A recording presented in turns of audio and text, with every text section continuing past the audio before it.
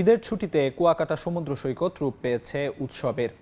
ঈদের তৃতীয় দিন সকাল থেকেই পর্যটকদের পদচারণায় মুখর সৈকত। এই মুহূর্তে সৈকতের জিরো পয়েন্টে আছেন সহকর্মী শিকদার জাবির হোসেন। সরাসরি যাচ্ছি তার কাছে।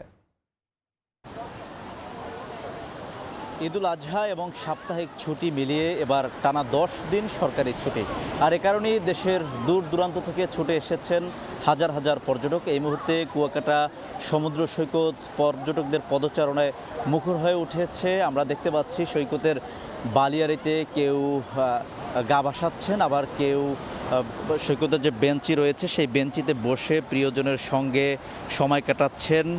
গানে আড্ডায় বিভিন্নভাবে পর্যটকরা আনন্দে মুখর রয়েছেন। আমরা দেখতে পাচ্ছি কুয়াকাটা সৈকতে বড় বড় ঢেউ আসতে পড়ছে এবং এই ঢেউয়ের তালে তালে দোল খাচ্ছে পর্যটকরা কিন্তু বিভিন্নভাবে আনন্দ উল্লাস করছেন। নানা শ্রেণী পেশার নানা বয়সী মানুষ কিন্তু তারা আনন্দ উপভোগ করছেন। কুয়াকাটা সৈকতের আশপাশের যে দর্শনীয় স্পটগুলো রয়েছে, লেম্বুর বন, লাল কাঁকড়ার চর এবং ফাতরার বনসহ যে স্পটগুলো রয়েছে সেই স্পটগুলো কিন্তু এখন পর্যটকদের পদচারণায় মুখর রয়েছে। অর্থাৎ দিন যত যাচ্ছে ততই কিন্তু পর্যটকের সংখ্যা বাড়ছে। আমরা গতকাল পর্যটকের যে পরিমাণ উপস্থিতি দেখেছি, আজকে কিন্তু তার চেয়েও বেশি উপস্থিতি আমরা দেখতে পাচ্ছি এবং ঈদের দিনে যে পর্যটকের যে ধরনের উপস্থিতি ছিল, আজকে ঈদের তৃতীয় দিনে কিন্তু তার চেয়েও বেশি পর্যটক।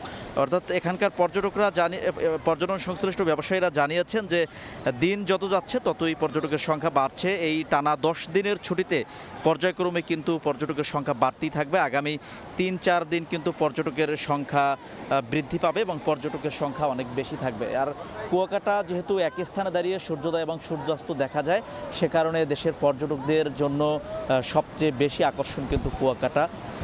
যেই জায়গাটিতে আমি দাঁড়িয়ে আছি জিরো পয়েন্ট, এই জিরো পয়েন্টে দাঁড়িয়েই কিন্তু ভোরের সূর্যোদয় দেখেছে পর্যটকরা। আবার আজকে সন্ধ্যার যে সূর্যাস্ত সেটি কিন্তু এই জায়গাটিতে দাঁড়িয়ে দেখা যাবে এবং সেজন্য কিন্তু তারা অধীর আগ্রহ অপেক্ষায় আছেন যে আজকের যে শেষ বিকেলের সূর্যাস্ত তারা এই জায়গাতেই দাঁড়িয়ে দেখবেন।